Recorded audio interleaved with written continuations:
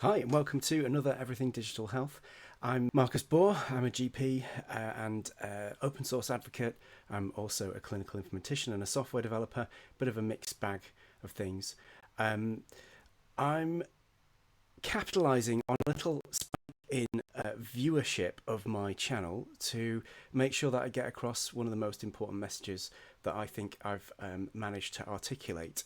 And I've got a little short presentation that's got a little bit of visual aids to just sort of help make sure it's clear. I'm going to try and avoid too much jargon, but of course, if there's anything not clear, you can always ask questions in the comments, and I will answer them as quickly as I can.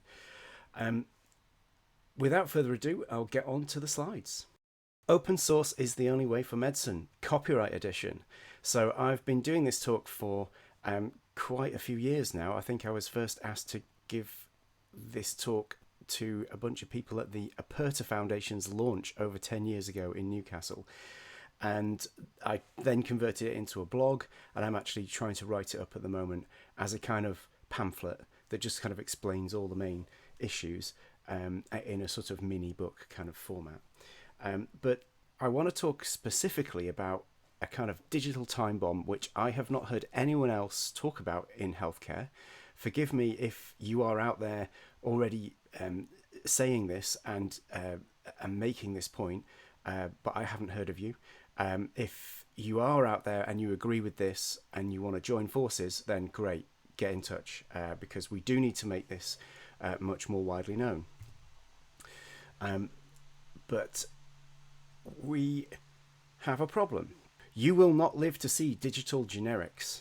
So what do I mean by that? So we have the concept of drugs, and those are proprietary when they're first invented or discovered, but they become generic after a while, and that saves us an awful lot of money. If no drugs ever became generic, we would have essentially unmanageable costs due to the proprietary drugs. We would have low availability of drugs, we'd have very high costs and expenses to them, the prices will be ridiculous. Thankfully, we have generic drugs, and that allows the pharmaceutical industry to make a return on its investment for the research and development that they have to go through, which is reasonable. But it also gives us a pathway for those drugs to become more widely and cheaply available. This copyright edition was first presented in a very brief part of a presentation at Digital Paediatrics, but I thought I'd plug that conference, which is an excellent conference that I was at a couple of weeks back. Before we go any further, I'm just going to touch on what do I mean by source code. Not everybody is a technical person, not everybody is a software developer, and you don't need to be in order to understand what source code is, but critically, software is a kind of a machine, but unlike other machines that we have that are, say, physical machines in the world, you can't take it apart and get an idea of how it works. So the source code is how it works, but they are compiled, those source code files are compiled into something that we then use as software. So this is just one example. I could have chosen anything on the planet really, but Chromium browser just happens to be an open source browser, and that's used to make Chrome and Chromium, which are Google's browser products. If you have a copy of Chrome, it's very difficult to go backwards and go from my copy of chrome.exe and get the source code. It may even be impossible. Similarly, when you've got a web page or web application, that's also made of source code, but you don't have access to the source code either necessarily. The server that you go to will be, like in this case, wikipedia.org, and that has the source code running on it, and they send you a HTML page, which is the web view. You can't go from the web view back and get the source code. You never had access to the source code. And that's how the majority of closed source stuff works. The difference with open source is you do have access to the source code. So open source means you have access to the source code, which is the stuff on the left. Important. Just having access to the software or the website, the stuff on the right, doesn't necessarily mean you have access to the source code. You only have access if it was an open source product. Now, another difference between physical machines and software is that a physical machine or a drug is patented, and that expires after a relatively short period of time. So in the case of drugs, it expires after 20 years. I think it varies country by country, but it's an average of that. And then the drug can be produced by anyone generically, and that makes it really cheap. The drug companies then move on to making another new drug, and so that drives a little bit of innovation. If you never have expiry of the patent, then two things happen. One, it remains very expensive to have that drug or that tool or that machine. Secondly, there's less incentive to innovate, because why would they? They can make money forever from this one innovation. There's no need for them to move on to the next innovation. So drug companies or car manufacturers or whatever, they are constantly forced to innovate because their patents are expiring. Now, sadly, software is a different story. It is copyrighted. It is not patented. Copyright lasts a long time. This is just a map that I got, I think, from Wikipedia that explains just generally how long copyright lasts across the planet. So in most countries, we're looking at here either the life of the author plus 50 years or the life of the author plus 70 years. And in some cases, it's even longer than that. Now, who's the author if this is software that was created by and for a corporation? And actually, I don't think there's ever really been a satisfactory answer to that, because copyright lasts so long. So there's not needed to be a test case yet. We haven't had software that's been used for 70 years. Let's say you settle on an average of about 70 years after the death of the author. Without open source in healthcare, there will never be a software equivalent of a generic drug in your lifetime. And that's quite a scary thought when you think we are more and more dependent on software to do increasingly complex and important things in healthcare. It's not the case that, like it was 40 years ago, that the software being used in healthcare was kind of just for appointments administration. And now we are using software to do genomics. We're using it for EPRs. We're putting the data through AIs and large language models, and increasingly there's talk of this thing called digital therapeutics, which is like, I have an app that helps with insomnia, for example. So if that's a prescribable app, that's a digital therapeutic. Lots of talk about that. It's full. The 10-year plan in the NHS is full of the idea that everybody's going to be using apps to help their lifestyle-related medical problems. Well, there'll never be a generic one of those, ever, because they're all proprietary and they are all copyrighted. So unless we do something, we're in big trouble. Although everybody's assuming that therapeutics will work a little bit like drugs, there'll be the similar sorts of incentives, it will be very different in a software world. Digital therapeutics, firstly, they will be copyrighted forever. They will remain expensive, and they will remain exclusive to that manufacturer. And there'll be very little incentive to innovate because you've already got the market. No one else can produce that thing. It will never be generic. Interesting side note is that even though what I've just described with software is a lot worse than the situation with pharmaceutical patents, there is an awful lot of criticism of pharmaceutical patents. And this goes back hundreds of years for when the first drug companies started to try and patent a drug, and there was incredible resistance from the medical profession. And despite all that, and there's an entire page here that I've got from Wikipedia, which talks about the criticism of pharmaceutical patents, I am not aware of anybody talking about the criticism of digital therapeutics and copyright.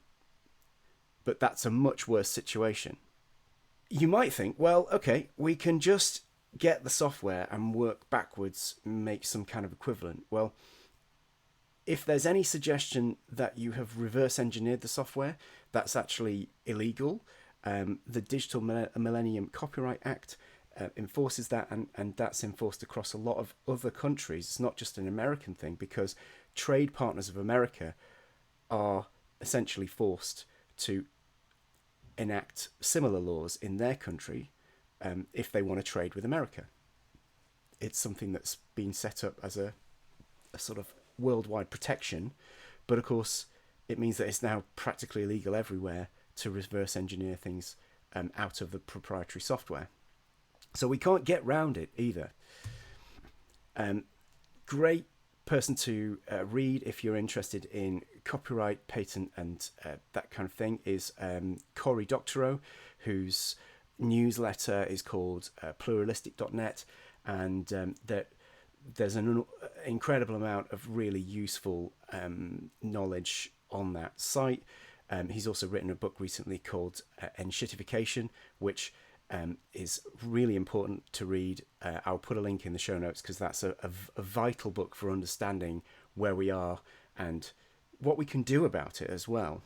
But it really critically, Section 1201 of the DMCA makes bypassing any kind of digital lock, DRM, any encryption that's been used very illegal. That doesn't describe every piece of proprietary software, but it could easily do. It doesn't take much to add in some kind of additional digital locks in order to qualify for this so that you can't reverse engineer things.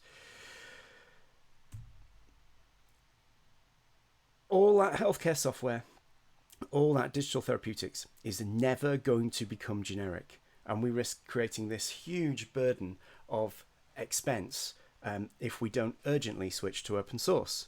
So open source is a type of software where you are very clearly given access to the source code. So go back to the beginning when I was talking about what source code is. The two examples I gave were open source by definition because they're the only source code projects that I can see. I don't have access to closed source code. But open source digital therapeutics would have a similar process. They would publish their source code, so we would be able to have access to that. They can still provide a service around that. Absolutely nothing to say that this isn't a commercial service and you can be profit making. You can still have a service model or a proprietary model around it, and you still exert a copyright on it. But crucially, you agree to give the source code to the users in perpetuity. And what that changes is your ability as a community of healthcare practitioners to go into competition. So if this digital therapeutic remains very expensive, sooner or later someone will say, well, we'll start hosting the source code and we'll make it cheaper. And you create a market and you commoditize that thing. So instead of it being only available from one organization, it now becomes something you could get from multiple places, and that tends to drive prices down and you get a marketization. Not everything that's marketized is healthy, but it's much better than there being a monopoly. This is why I keep saying it, and I will continue to keep saying it. Open source is the only way for medicine if we don't want to end up in a horrific situation in which a lot of the critical tools that we use for medicine gradually become proprietary. If you imagine all those genomic platforms, those AIs, the things that might be useful for screening at population level for risk factors for cancer, many of these things yet to be invented will be proprietary. And if they're proprietary and closed source, you are screwed. The only way is to shift so that open source becomes the norm for medicine. Just while we're on it, Open source does not preclude commercial services. You can still have a business around it. I have a business which is essentially around providing open source software. But we can go further than that. We can be better. So open source clinical code is the only kind of code that can demonstrate its safety. Hat tip to Harold Thimbleby here, just in case he's listening. He frequently argues with me about just because it's open source does not mean it's safe. And he's right, but there's only one kind of code that you can prove is safe, and that's the open code. Because the closed code can only be reviewed by its owners. And we have to assume that we can't trust them. They have a business premise that is around selling that code. They're never going to turn to us and say, actually, you know what? We found that this isn't safe. You should stop buying it. The only way to ensure this transparency and this is by openness. And we have to insist on that at the start. So only the open source clinical code can demonstrate its safety, and the other stuff you have to assume is not safe. It could be safe. How do we know? Mature open source projects tend to become more secure than closed source code simply because the security can be externally reviewed. So you put that code out there and the holes will be found. Gradually all those holes will be filled in, as it were. And here's a sort of important, like, what is it that we're playing for here? This last bit, open source code gradually creates a digital commons. So these would be common to every country. They'd be shared internationally, essentially global shared healthcare tools that improve the health of everybody. And that seems to me very much compatible with the aims of medicine as a profession. There's an implication that we want that to be we want healthcare to be as good as it can be for as many people as possible. I mean, I'd like to see what the alternative to that reads like. It would sound quite dystopian to suggest that we want to have healthcare, but only for some people, only for those people who've got the most money. Now, some things about healthcare, from a practical point of view, they just cost money. However, software doesn't have to be one of those things. Like a drug or a machine physically has to be made, and there is a scarcity to that item. Open source code is essentially a post-scarcity item to some extent. Once it's made, if it's good enough, it can be shared millions, trillions, billions of times. And that doesn't reduce the amount that I've got. It can be shared infinitely. So we have a duty to do that where it's possible. Or we can leave our children with just an unaffordable future in which medicine is proprietary and they won't be able to afford it. Poor countries won't be able to afford the best medicine. I don't like that idea, and taking action now is what will make that change. Thank you for listening. That's pretty much all I've got to say. I will put these slides somewhere public so that you can review them if you want to. Please do share this post. This is the most important type of thing that I talk about. I really, really want this message to land. I will share links to all the things. So, for example, Cory Doctorow's excellent posts and his book. I've written a blog about this, which explains things in a slightly different way. Possibly it leans more towards the ethics and the morality of this rather than the straightforward fact of there'll never be a digital generic. Thank you for listening. I'll see you in the next one.